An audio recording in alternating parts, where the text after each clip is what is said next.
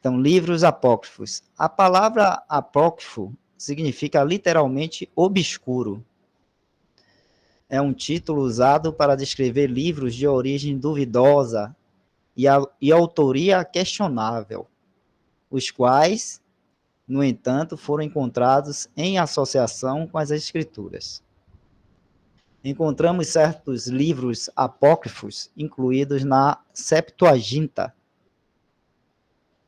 Septuaginta, irmão, só para dar uma paradinha aqui, uma pausa, é uma tradução feita por, se não me engano, 70 sábios, eruditos, escribas, judeus, na época, acho que de Alexandre o Grande, por ali, antes do Senhor Jesus Cristo, né, vir a este mundo aqui e se fazer homem como nós.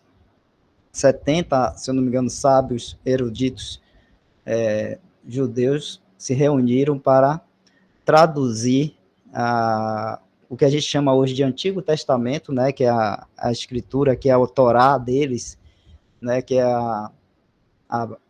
as escrituras deles, do povo de Israel, o Antigo Testamento para nós hoje, né, como a gente conhece. Eles se reuniram para traduzir do hebraico para o grego, né? E aí essa versão dessa escritura ficou conhecida como Septuaginta, tá bom?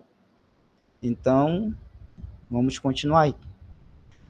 Voltando um pouco, encontramos certos livros apócrifos incluídos na Septuaginta. Também encontramos vários pergaminhos religiosos de caráter apócrifo entre os manuscritos do Mar Morto. Essa mistura de texto levou à confusão e abriu a porta para alguns questionarem o cânon das Escrituras. Para a Igreja Católica Romana, a canonicidade de certos livros apócrifos foi explicitamente afirmada pelo Concílio de Trento em 1546 d.C., um concílio ecumênico católico romano. Há, no entanto, fortes razões pelas quais esses livros foram rejeitados como não sendo a palavra inspirada de Deus, tanto por cristãos protestantes quanto por judeus. Suspende um pouco, Jefferson.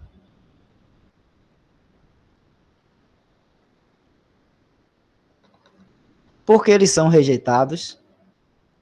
A razão mais negligenciada pela qual esses livros têm sido rejeitados como a palavra de Deus é simplesmente porque eles, obviamente, não são inspirados. Algumas pessoas têm a impressão de que a canonicidade foi decidida por um comitê muitos anos à parte da autoria original. De fato, Henry Graetz postulou a hipótese de que o cânon do Velho Testamento foi decidido pelo Conselho de Jamnia por volta de 90 d.C. Essa visão foi desacreditada desde então como uma conjectura sem basamento. Parece que os estudiosos nunca se deram conta de que Deus deu ao homem uma revelação e que foi recebida como tal pelos fiéis a quem foi dirigida. Francamente, muitos dos chamados livros apócrifos foram rejeitados porque eram claramente intrusos. Eles fingiam ser algo que não eram. No entanto, não quero ser acusado de arrogância. Se os livros apócrifos não foram inspirados, haverá evidências disso.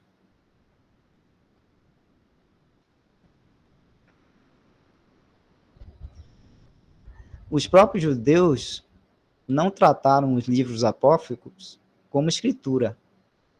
Nem Joséfo, um historiador judeu, por volta de 37 a 100 d.C., nem Filo, um filósofo judeu alexandrino, por volta de 20 a.C.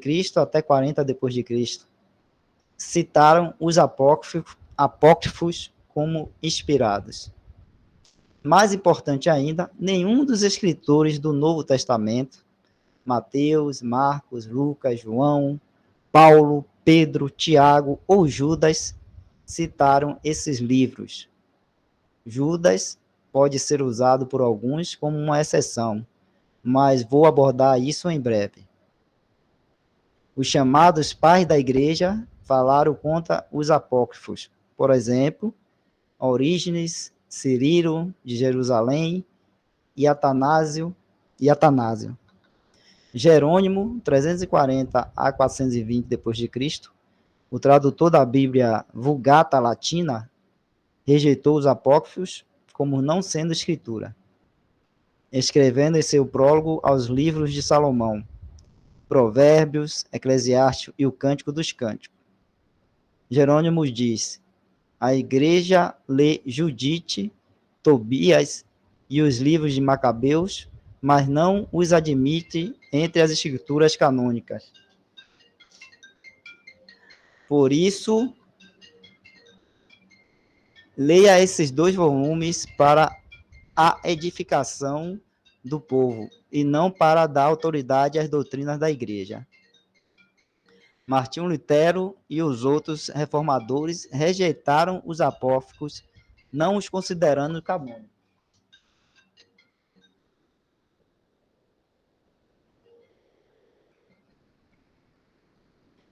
O restante das escrituras, além de seu silêncio, como o restante da escritura julga os apócrifos, ele está fazendo uma pergunta aí, né? Além de seu silêncio, como o restante das escrituras julga os apócrifos?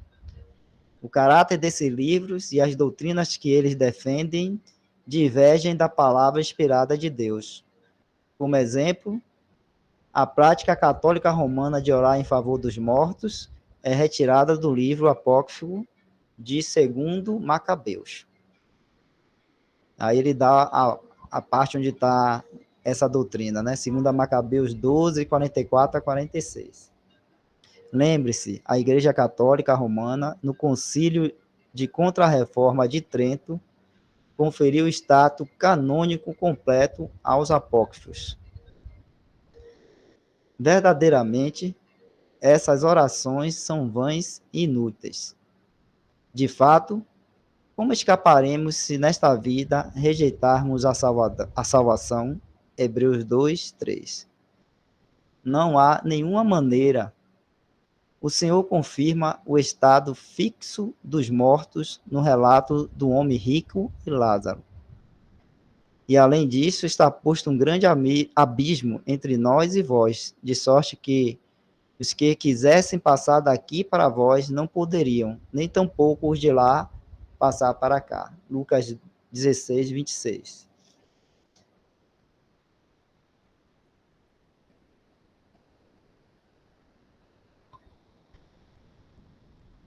Pode subir, Jefferson.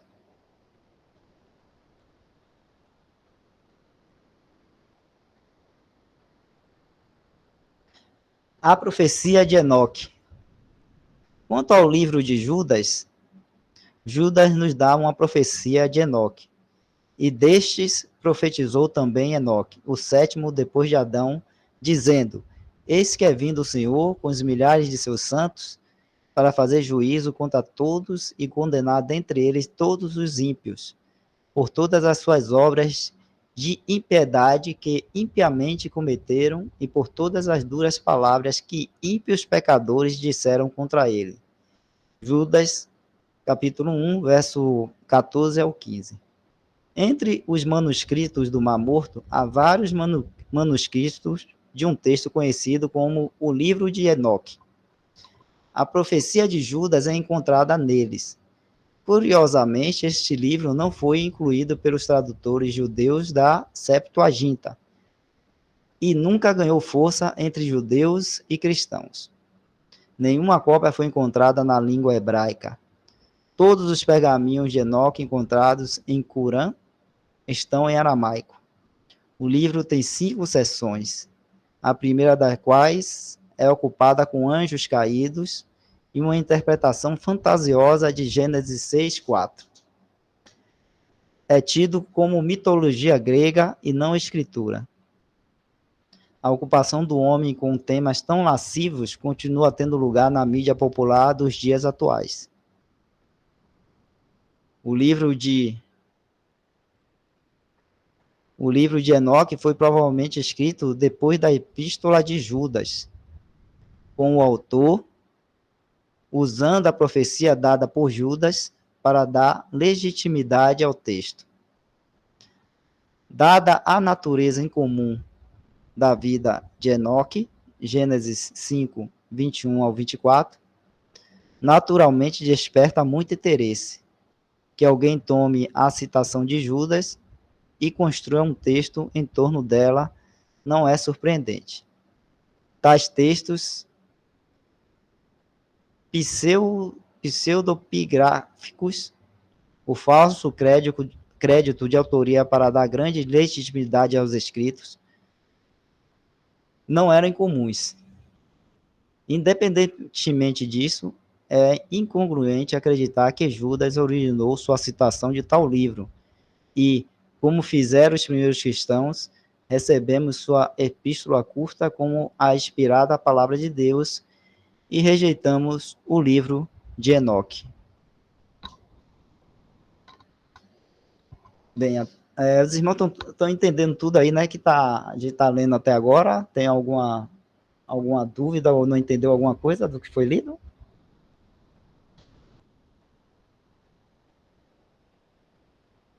Uhum. Então tá. Essa última parte aí que falou da Epístola de Enoque é importante porque vira e mexe esse livro apócrifo, a mídia aí, sensacionalista, gosta de botar ele em destaque, né, para poder trazer como se fosse escritura, fosse a palavra de Deus, que foi tirada pelos cristãos, né, ou pela igreja, do cânones. Né? Então, essa parte é bem esclarecedora, explicando aí que, né, esse livro aí, apócrifo, né, ele foi encontrado lá junto na caverna de Qumran, junto com os outros manuscritos, mas que ele não tem, ele foi encontrado na língua aramaica, que era a língua da época ali do Senhor Jesus, que era falada ali pelos judeus ali na época do Senhor Jesus ali, quando o Senhor Jesus nasceu, naquela época. E não tem nenhum texto dele no hebraico, né, na língua antiga dos judeus. Então ele está dizendo aí que provavelmente esse autor do Enoque usou o que Judas tinha falado lá na epístola dele sobre Enoque para colocar ali no texto dele, do livro de Enoque, para poder dar credibilidade ao livro que ele estava escrevendo, né? Para poder dar essa credibilidade, essa falsa credibilidade, vamos dizer assim. Mas os cristãos, né, e os próprios judeus já identificaram as incongruências e rejeitaram, né, esse livro aí de Enoque como sendo parte da escritura ou da palavra de Deus. Os próprios judeus rejeitaram e os cristãos também, ok? É mais ou menos isso que ele está explicando aí. É importante isso, porque quando a gente vê aí por aí notícias ou alguém vindo trazendo essa questão do livro Enoque, você nem dá a trela, nem dá ouvido, porque a gente já sabe aí de onde veio e o que é esse livro. Né? Então, se não é escritura, a gente não vai tirar nada dele para nos guiar na nossa caminhada cristã, tá bom? É como ler, vamos dizer assim, um romance aí de um escritor, né, do mundo aí qualquer. Você vai ler só se for para se, vamos dizer assim, entre aspas, se divertir, né, como faz quando se lê romance ou se assiste uma novela, vamos dizer assim. Vamos continuar, Jefferson?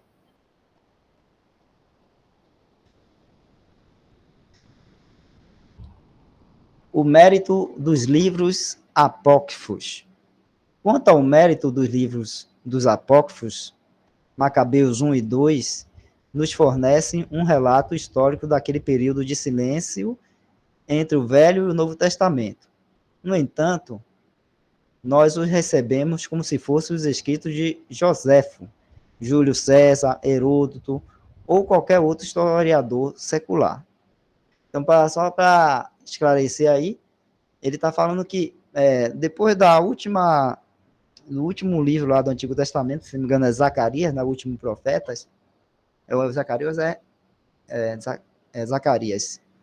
Entre aquele último livro ali do profeta Zacarias até o nascimento do Senhor Jesus, houve um período aí de silêncio onde Deus não se comunicou com o povo hebreu, né?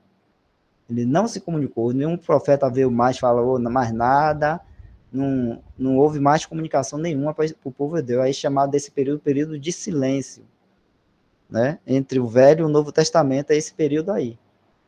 O último é Malaquias, olha aí. Malaquias, né? Então, entre esse último profeta e a vinda do Senhor Jesus Cristo. Acho que foi um período de uns 400 anos, viu? Se eu não me engano, eu não estou lembrado aqui não, mas foi um período bem, bem longo. Então, esse período aí de silêncio, não apareceu profeta, nada, e o povo, e Deus não falou mais com o povo, né, judeu ali. O povo de Israel, que as 10 tribos foi toda dispersa, o povo judeu tinha sido cativo, depois retornou para a terra, reconstruiu o templo, tudo mais, mas depois, né, continuou na sua rebeldia lá, na sua desobediência para com Deus. Então, aí Deus falou até, vamos dizer assim, até Malaquias, depois parou, e aí depois veio o Senhor Jesus. Veio João Batista e o Senhor Jesus Cristo. Vai falar de novo com esse povo, né? Então ele está falando desse período aí. E aí está falando que esse livro de Apócrifo Macabeus 1 e 2, ele fala desse período aí, né? Então ele está dizendo assim, para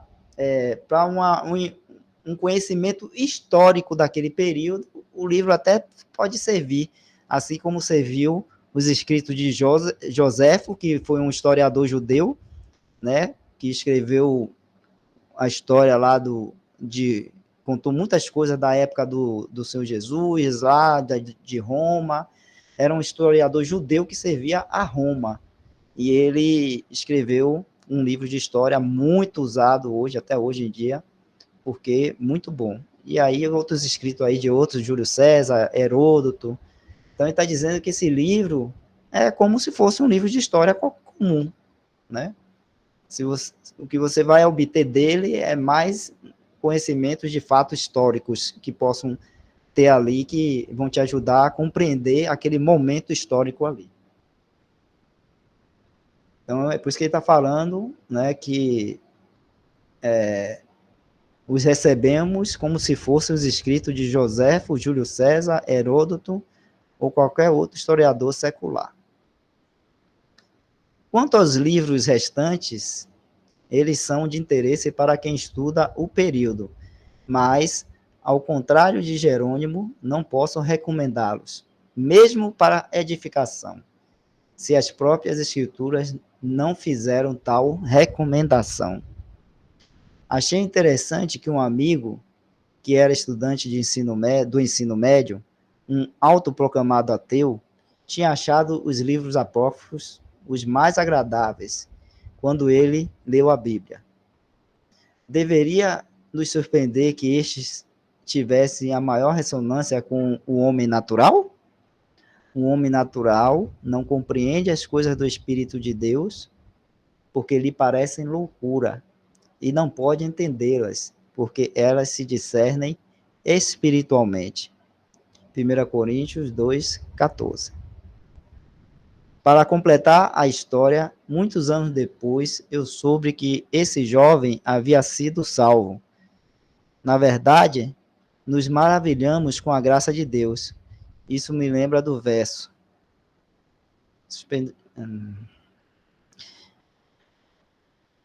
Na verdade, nos maravilhamos com a graça de Deus. Isso nos lembra do verso. Assim, porque és morno e não és frio nem quente, vomitar-te-ei da minha boca. Apocalipse 3:16. Verdadeiramente, a indiferença é muitas vezes um inimigo maior para a alma do que a hostilidade declarada.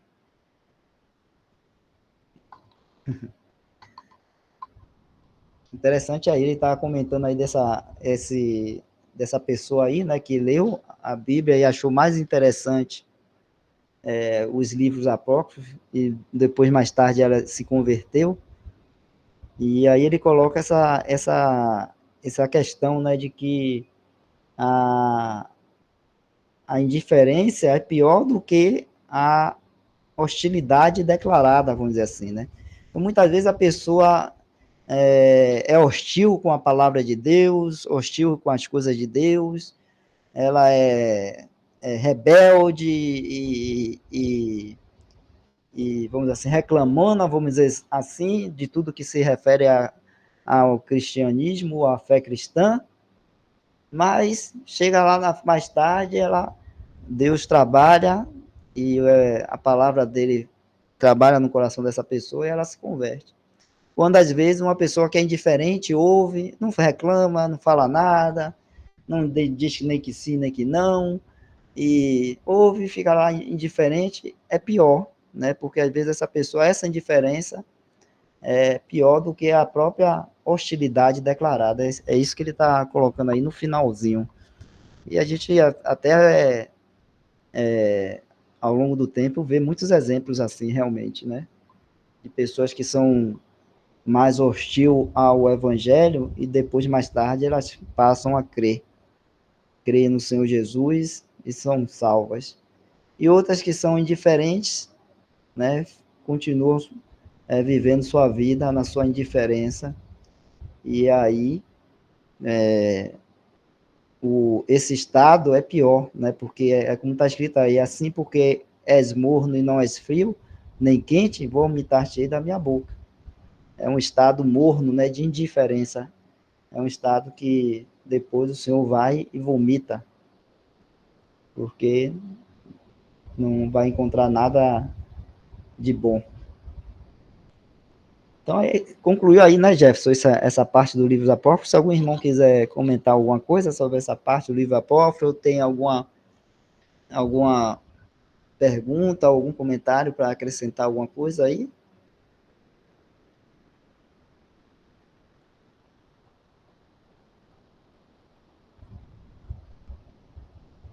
Lembrando, irmão, que como a gente foi lido aí no texto, né, os livros apócrifos, eles foram canonizados pela Igreja Católica. Ele falou ali, numa parte do texto, ele fala ali quando foi feito isso, e o concílio que fez isso, foi mais tarde canonizado pela Igreja Católica, e por isso que você encontra nas Bíblias católicas os livros apócrifos, né? Você comprar uma Bíblia que seja católica, vai ter lá todos os livros apócrifos lá, na Bíblia católica também, porque eles foram canonizados mais tarde, né, pelos católicos aí, ok? A, a Bíblia, a, a Bíblia, vamos dizer assim, que é daqueles que não são católicos, né, que veio depois da Reforma protestante ali, depois da Reforma, ela não tem esses livros apócrifos. Por quê? Porque eles entenderam, eles deixaram na Bíblia somente aqueles livros que tinham sido canonizados lá no primeiro concílio que houve da igreja, vamos dizer assim, depois que ela foi oficializada, né, entre o povo romano. Havia parado as perseguições e tal, Constantino tomou, se disse cristão e tornou o cristianismo a religião de Estado, né, oficial do Império Romano.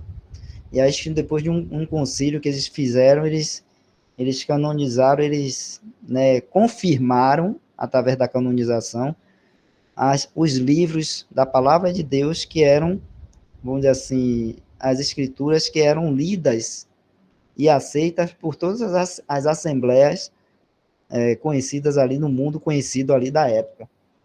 Então, essas escrituras já conhecidas, já lidas entre as assembleias, essas foram, então, canonizadas.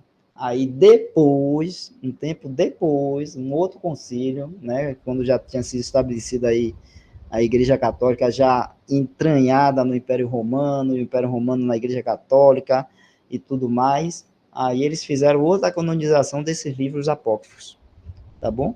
Mas os cristãos que saíram da Igreja Católica protestante, vamos dizer assim, depois da Reforma Protestante, eles não vamos dizer assim, receberam esse livro e a Bíblia, assim, que foi impressa pelos protestantes lá depois da imprensa, foi inventada a imprensa, não tinha, como não tem hoje nas nossas Bíblias, esses livros apócrifos. A irmã Lusitana levantou a mão? Pois não, irmã. Não, eu ia perguntar se tinha sido no Concílio de Nicéia, mas não foi. O Concílio de Nicéia tratou de outro assunto, a divindade de Cristo. Eu confundi. Eu não lembro se foi nesse concílio ou qual foi, mas foi um O bem no Concílio de início. Nicéia tratava da divindade de Jesus Cristo. É porque às vezes num concílio eles tratavam de mais de um assunto, entendeu? Talvez tenha sido esse principal e tenha tido esses das escrituras também, né? Mas eu não lembro. Mas foi os concílios lá bem no início mesmo. Obrigada, irmão.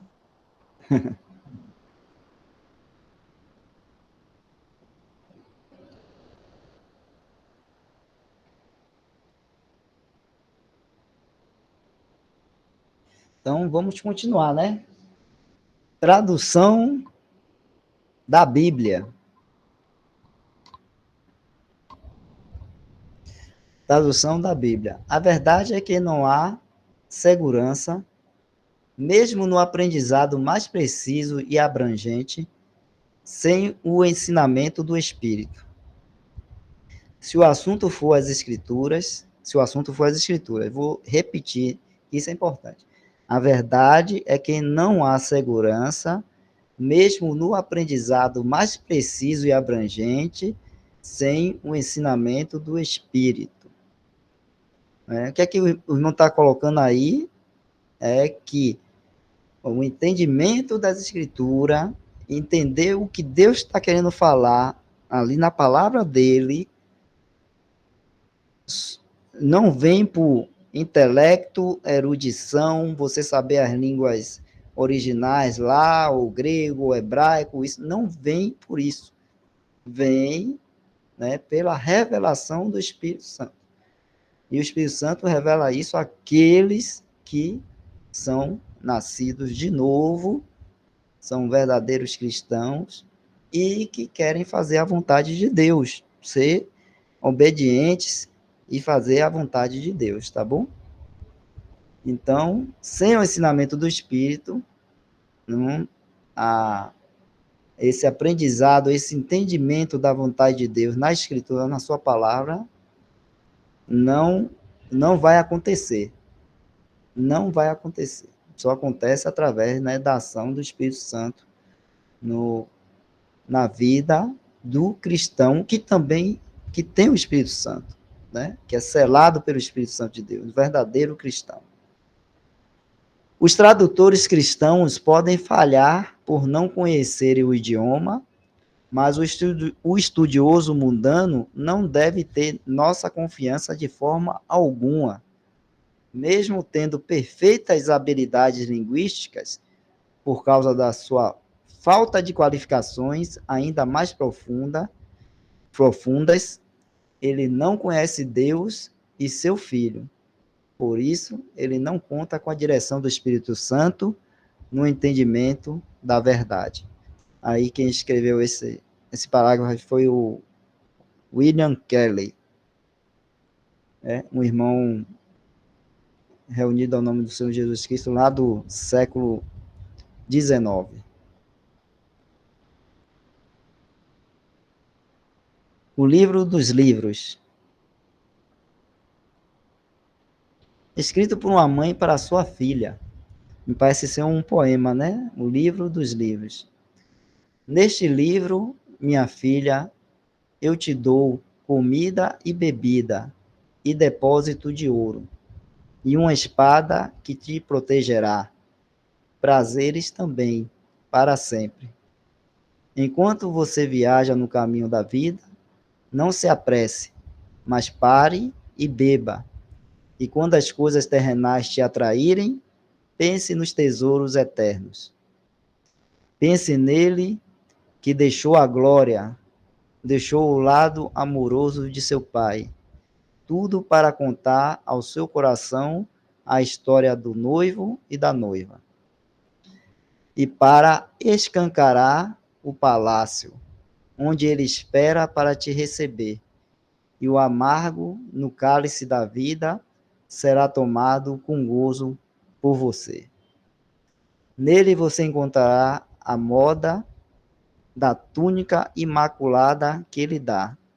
Isso cobrirá toda a paixão e o pecado que ele perdoa. Assim, doce criança, avança com fé, confiante, amorosa, satisfeita, até que em nome de Jesus você conquiste e no amor de Jesus permaneça. Aí, F.M. Beckwith, né? Uma escrita aí que uma mãe fez para sua filha. Como está traduzido literalmente para o português, né, não tem muita poesia, porque é uma tradução literária do inglês para o português. Isso no inglês, né, na língua original, é uma poesia, né, deve ter as suas rimas melódicas, vamos dizer assim, né, mas para se manter a tradução um pouco mais poética, teria que se fazer uma versão em português, e não uma tradução literal, né? Mas é isso aí. Lusitana, você levantou a mão de novo ou não esqueceu de abaixar? Ah, tá bom. E aí ele coloca também, né, um hino, né, com bom escutar tua voz, com bom escutar tua voz, nosso Salvador carinhoso, pois a comunhão com teu coração a nós dá sempre gozo. Cristo tens prazer em nos conceder imensa graça sem par, pelo teu amor, ó Salvador, a nós queres sim falar. Queremos contigo seguir, pois em ti seremos guardados, para te agradar e aqui andar bem longe do pecado. Ó Cristo, queremos servir e fazer a tua vontade. Leva-nos na luz, ó Senhor Jesus, em paz e santidade. É o hino 109, né, que a gente canta nas reuniões da Assembleia. Porque a palavra de Deus é viva e eficaz, e mais penetrante do que qualquer espada de 2 gumes. E aí, Hebreus 12, verso 22, ele conclui assim, se eu não me engano, tem mais algum texto, Jefferson? Não, ele conclui aí essa revista, né? O Cristão, com o tema Tem Deus falado? Tem Deus falado. Tem Deus falado? Então, ele concluiu aí, né, esses artigos, falando dos livros apócrifos ali, e nos falando também sobre essa questão que é muito importante, só para a gente confirmar mais essa questão que ele falou ali no final, que foi sobre a questão de que erudição ou o saber das línguas ali e tudo mais, não é vamos dizer assim, o princípio que vai capacitar uma pessoa a entender a palavra de Deus, mas sim a pessoa ser nascida de novo, ter o Espírito Santo habitando nela, ou seja, ser um cristão verdadeiro, salvo, e querendo fazer a vontade de Deus, ser obediente à vontade de Deus. Aí o Senhor, o Espírito Santo, vai poder usar a palavra de Deus para falar o coração do cristão. Então, isso é maravilhoso, porque, né, não depende de a sabedoria humana, o conhecimento humano do homem natural, né? Então, uma pessoa, por mais de pouca educação, vamos dizer assim, que ela tenha nas letras, nas ciências, né, na leitura em si e tudo mais, se ela ouve a palavra de Deus, se ela lê a palavra de Deus, ela vai ser, vamos dizer assim, enriquecida, alimentada pelo que Deus quer falar a ela, muito mais até do que um homem sábio, né, e erudito nas letras e nas línguas antigas e tudo mais, mas que não é nascido de novo, que não entende nem compreende que o nosso Deus e Pai, Criador de todas as coisas, e o Senhor Jesus Cristo, Criador de todo o universo, né, ele nos quis salvar, e para isso ele enviou o seu Filho amado, o Senhor Jesus Cristo, aqui, a este mundo, né, se tornando-se carne, fazendo um homem como semelhante a nós, e ele veio a este mundo aqui para fazer uma obra que, né, glorificasse a Deus Pai e que salva, né, muitos, tem salvado a muitos homens perdidos, pecadores perdidos, que estavam caminhando para o lago de fogo, todos nós, né? E o Senhor Jesus fez essa obra de salvação. Então, se a pessoa não crê nisso, não crê no que o Senhor Jesus fez ali na cruz, quando ele morreu ali na cruz, dando a sua vida, e para nos salvar, se a pessoa não crê nisso, não adianta, né? Não adianta querer traduzir Bíblia, não adianta querer ler Bíblia, e, né, muitas vezes faz só por erudição. Mas aí eu queria ler aqui, tem um texto muito bom, que é em 1 Coríntios.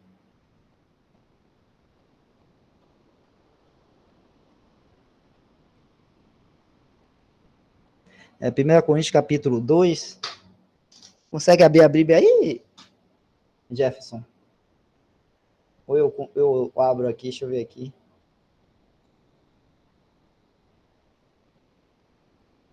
Deixa eu ver se é essa. Vou abrir aqui. 1 Coríntios, capítulo 2. Deixa eu apresentar aqui para vocês. Tá abrindo aí, né? 1 Coríntios, capítulo 2, verso...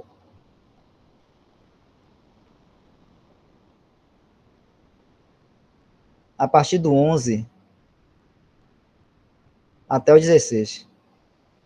Então vamos lá. Olha o que a palavra de Deus fala. Porque qual dos homens sabe as coisas do homem, senão o espírito do homem que nele está?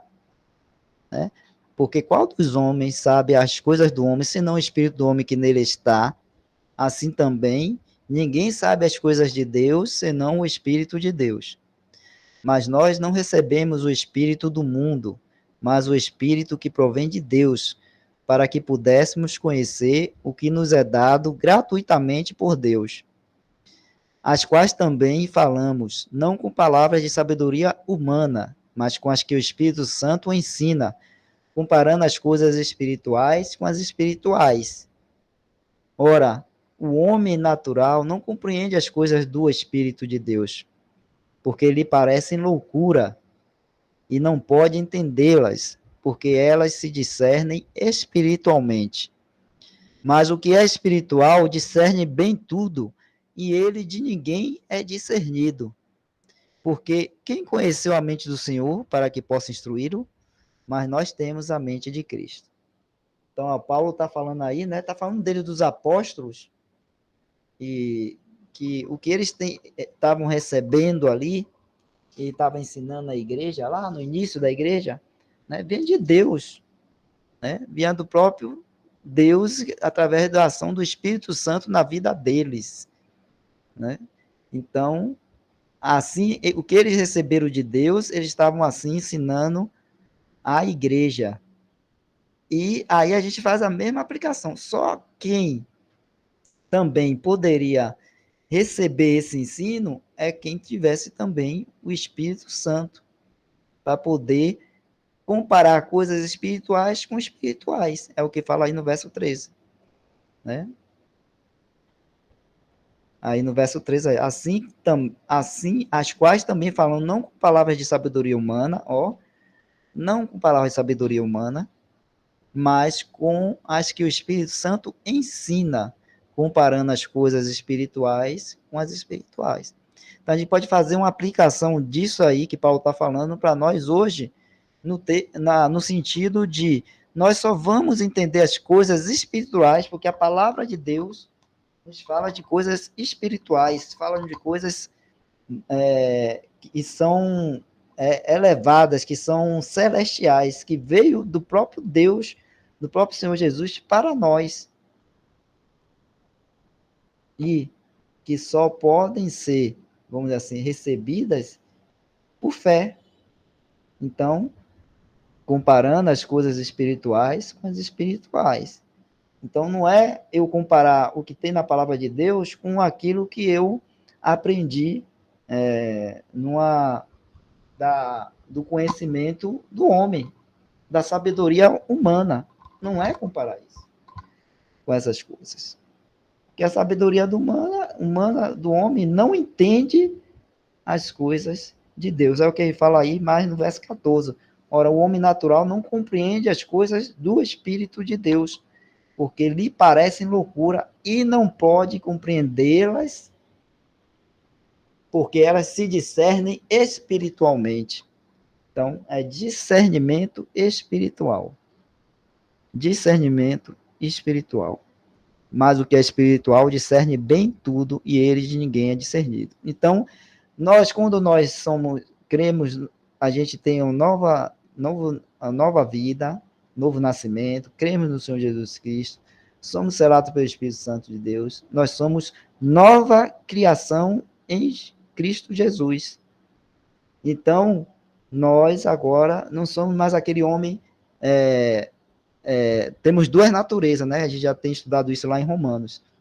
Temos a natureza ainda lá, que a gente herdou de Adão, um homem, né, terreno, um homem natural, vamos dizer assim, e ainda uma natureza ainda corrompida, né, vamos dizer assim, estragada pelo pecado, mas temos agora com essa nova vida, com a vida eterna, essa nova vida que o Senhor Jesus nos deu uma nova natureza. Essa natureza é do homem agora espiritual, não é um homem natural, homem espiritual. Então, todo cristão, ele tem essa natureza que tem esse caráter aí que é espiritual, ele não é natural, é espiritual. Paulo fala também disso, deixa eu ver aqui um pouquinho mais na frente, deixa eu ver se eu acho, em 1 Coríntios 15, deixa eu ver aqui.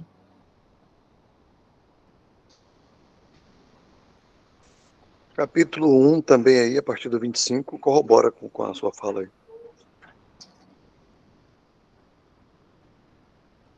Sim. Capítulo 1, qual verso? 1 Coríntios, viu, Jefferson? A partir do 25. 1 Coríntios, capítulo 1, verso 25. Vamos ler isso aí que o irmão Isaac está nos colocando aqui.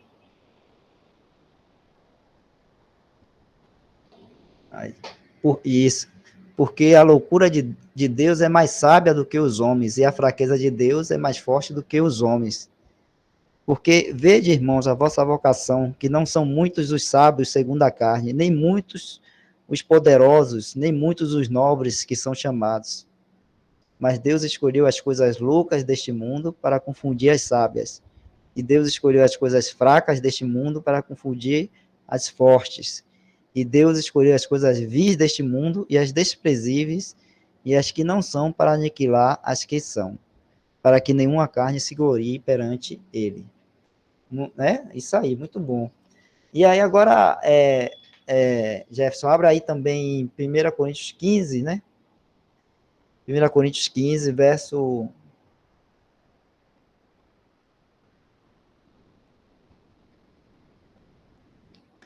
44. Nessa tradução aí está corpo animal, mas a melhor tradução aí, a palavra seria corpo natural. Né? Aí, essa tradução tá boa. Então, ó, semeia-se corpo natural, ressuscitará corpo espiritual. Se há corpo natural, há também corpo espiritual. Assim está também escrito: o primeiro homem, Adão, foi feito alma vivente, o último Adão, espírito vivificante. Tá bom? Então, mais embaixo eu ver aqui, no 48, 47 e 48 aí. O primeiro homem da terra é terreno, o segundo homem, o Senhor é do céu. Qual o terreno, tais são também os terrestres, e qual o celestial, tais também os celestiais.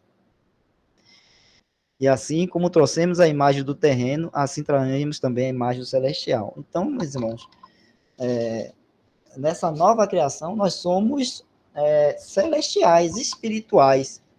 E a palavra de Deus, né, ela só vai ser entendida por esses que têm, né, o Espírito Santo de Deus, que foram nasceram de novo, têm o Espírito Santo de Deus, e que são, assim, celestiais, não são terrenais. Lembrando sempre que nosso lar é celestial. Aqui nessa terra aqui, nós somos apenas peregrinos e forasteiros. Estamos de passagem, somos estrangeiros, não somos daqui da terra, e além de sermos estrangeiros, não estamos com o nosso lar aqui. Ou seja, somos forasteiros ou peregrinos, estamos de passagem, porque o nosso lar é celestial. Tá bom? Então, é importante isso. Eu estou lendo esses versículos aqui. Isaac também deu aí alguns versículos também para fortalecer esse pensamento, né, de que a palavra de Deus, né, e Deus fala conosco, né, como eu falei lá no início, principalmente hoje, através da sua palavra. Então, que ele nos deu essa palavra que nós temos hoje aqui nas nossas mãos, chegou até nossas mãos hoje, graças a Deus, né, e a ação do Espírito Santo, movendo homens, né, através da história, para que essa palavra fosse preservada, fosse escrita, fosse impressa, fosse traduzida para a nossa língua. Hoje a gente tem em português, né, e tem várias línguas ao redor do mundo. Então, tudo isso foi Deus agindo, né, com o poder do Espírito Santo, para que nós hoje tivéssemos essa palavra em nossas mãos, e a gente possa, assim, desfrutar da palavra de Deus e conhecer qual é a sua vontade para nossas vidas. Né? Então, uma vida de vamos dizer assim, se alimentando da palavra de Deus, uma vida de leitura da palavra e oração para o cristão, vamos dizer assim, é o principal e básico. É como a gente fala assim, quando a gente... Qual é a necessidade principal, né, do nosso corpo, né, o nosso corpo aqui terreno, né, é a gente ter o alimento, né, e o alimento vamos dizer assim, uma das necessidades básicas do homem. Por quê? Porque ele vai sustentar o nosso corpo, vai dar energia, vai dar saúde, né, vai nos manter vivo aí, necessidade básica. Então, a palavra de Deus para o cristão é essa, vamos dizer assim, esse alimento que vai suprir a necessidade básica do cristão na sua caminhada cristã. É esse alimento aí, né? É a palavra de Deus e a oração, porque a gente sabe que o Senhor Jesus, a gente pode ir a Ele diretamente, Ele ouve as nossas orações e cuida de nós. A gente tem que sempre lembrar disso, né? E o Senhor Jesus falou assim também, né? Que Ele é o pão que desceu do céu. Ele estava se referindo ali, falando com os judeus, porque os judeus, lá quando andavam no deserto, eles receberam o maná, Maná foi o pão mandado por Deus do céu, né? Que caía toda manhã, quando amanhecia, estava lá o maná, cobrindo toda a relva lá no deserto, lá onde os judeus estavam, os hebreus, no caso, os israelitas, não era só judeu, era todo os hebreus ali, e eles podiam recolher aquilo e se alimentar por aquele dia. Era o pão que Deus enviou do céu. E aquilo era uma referência, né, ao Senhor Jesus Cristo, que é o pão que desceu do céu para nos alimentar. Nós nos alimentamos dessa pessoa maravilhosa, o Senhor Jesus Cristo. E ele, assim, aprove para nós a sua palavra, que vai ser para nós também como uma água para nos limpar, né? A água que vai nos limpar da sujeira que nós, vamos dizer assim, se gruda nos nossos pés, na nossa peregrinação por esse mundo. Né? A gente vai estar, na nossa vida diária nesse mundo, tendo contato com as coisas do mundo, e isso vai contaminar os nossos pés, né? E aí a gente vem, lê a palavra, ora, e isso aí vai lavar essa sujeira que se impregnou aí do mundo em nossos pés, vai ser assim lavada. Né? Por isso que é importante, vamos dizer, a necessidade básica, vamos dizer assim, imediata e necessária do cristão ter vamos dizer assim, esse exercício, né, de ler a palavra e orar. Né?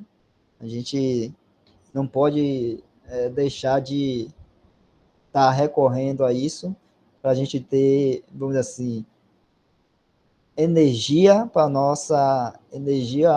força para nossa caminhada cristã, né? Aqui neste mundo. Eu estou falando desses dois aqui, mas tem outras coisas também que vai nos ajudar na nossa caminhada cristã, que é, né, comunhão com os irmãos, né, o partimento do pão, estar com os irmãos no partimento do pão, da reuniões de oração também em assembleia, né? Tudo isso também é de grande valor para o cristão se manter aí firme nessa caminhada aqui.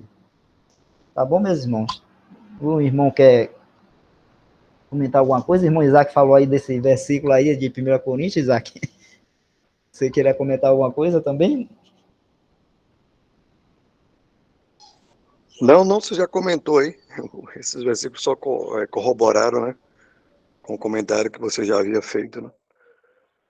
É só a questão que não precisa ter o preparo intelectual para as coisas espirituais, né? Você falou bem já sobre isso. E o Senhor mostra o seu poder, a sua manifestação bem claro para todos, né? Que ele não escolheu os nobres, os inteligentes, os sábios, a maioria, né? A maioria que ele escolhe são simples, são pessoas comuns, né? Assim como nós. E aprove a ele, né? Manifestar o seu poder nesses vasos mais fracos. Lembrei agora de Atos também, da manifestação do Espírito Santo lá, né? O batismo no Espírito, que tem uns nobres lá que fica falando, tem aqueles ali, não é o pescador, que está falando em outras línguas. Eu lembrei agora que Isaac também falou disso aí.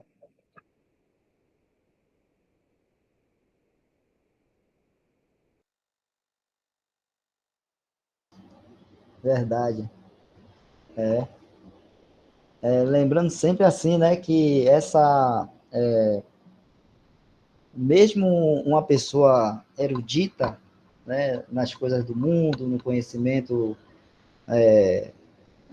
científico ou as coisas do ensino, né, do mundo secular, vamos dizer assim, né, do ensino secular, mesmo uma pessoa erudita, ela tendo essa fé, crendo no Senhor Jesus Cristo, sendo uma pessoa que é nascida de novo, creu no Senhor Jesus, é salva, né, ela vai ter essa capacidade também. E a própria palavra aí vai orientá-la, né, para que ela não, vamos dizer assim, misture essas coisas do mundo com as coisas da palavra de Deus. Por isso que fala lá, né, comparando as coisas espirituais com as espirituais. E o Senhor vai guiar também essa pessoa, né, a entender e a compreender o que Deus, a revelação de Deus na sua palavra. Então, o importante, né, é esse coração, vamos dizer assim, quebrantado, contrito e humilde perante Deus, né? Perante Deus. A gente sabe que isso é mais fácil naqueles que já têm uma vida já difícil e humilde. É mais difícil naqueles que são têm uma vida mais, como é que a gente fala?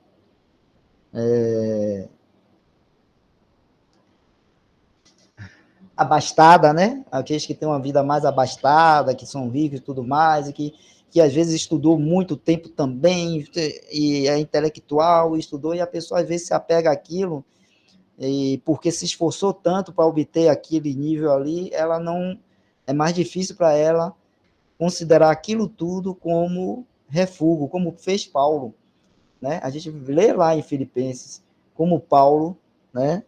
Sendo ele um,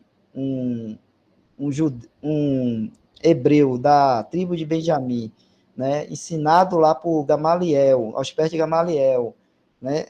Era irrepreensível na justiça ou na lei lá dos judeus e tudo mais, mas ele, né? Aí os irmãos estão colocando aí, né? Ele considerou aquilo tudo como um refúgio ou perda por amor a Cristo. Então, o importante é esse entendimento e essa atitude, né? E é mais difícil, a gente sabe que é mais difícil quando a pessoa, depois de muito tempo que levou se esforçando para obter tudo aquilo, e a pessoa chegar e abandonar tudo aquilo por Cristo, vamos dizer assim. Somente através da ação, né, de um novo nascimento, da ação do Espírito Santo na vida da pessoa, e nessa fé verdadeira, a pessoa pode realmente fazer isso, como Paulo fez aí, né? Aí o irmão colocou aí Filipenses 3:8, né? E, na verdade, tenho também por perda todas as coisas pela excelência do conhecimento de Cristo Jesus, meu Senhor, pelo qual sofri a perda de todas essas coisas e as considero como refúgio ou escória, que está aí, né? Para que possa ganhar Cristo. Mas em cima, irmão Jefferson, lá nos versículos iniciais, ele fala, né? Já está passando o horário, só vou terminar aqui, né? Ele fala assim, ó, cadê? Um pouquinho mais para baixo. Aí, ainda que também do 4, ainda que também podia confiar na carne, se algum outro cuida que pode confiar na carne, ainda mais eu, circuncidado o 8º dia, da linhagem de Israel, da tribo de Benjamim, hebreu de hebreus, segundo a lei, fui fariseu, segundo o zelo, perseguidor da igreja, segundo a justiça que há na lei, irrepreensível, né? Mas o que para mim era ganho, reportei o perda por Cristo. Então a gente tem que lembrar que Paulo era um intelectual de altíssima, vamos dizer assim, gabaritagem. Ele está dando o currículo dele aí. E era, vamos dizer assim, top do top lá, entre os judeus lá. E o conhecimento dele era altíssimo. Falava várias línguas, ele mesmo fala isso lá em 1 Coríntios 14, ele falava várias línguas, e ele devia falar, né, o hebraico lá, o aramaico, isso eu só estou falando assim o que eu estou lembrando, né? Ele devia falar o hebraico, o aramaico, o grego e o latim, que era a língua de Roma. No mínimo essas 4 aí ele falava, né? E então Paulo, ele era um erudito, mas ele reportou por perda tudo isso por causa de Cristo. Então, é aquela atitude daquele que se reconhece um pecador perdido e que não é nada diante da pessoa de Cristo. Né? Não é nada diante da pessoa de Cristo. Então, se a pessoa tem essa atitude, e isso só pode vir por fé e através da ação do Espírito Santo, de Deus, né, ela vai conseguir ler a palavra de Deus e compreender aquilo que Deus está falando na sua palavra, né, para nós. Tá bom? Então já deu o nosso horário, irmão. Mais algum irmão quer colocar alguma coisa? Ou As irmãs entenderam tudo direitinho aí, né, nesse leitura de hoje aí da revista O Cristão, né, com o tema Tem Deus Falado, concluiu, né, essa revista.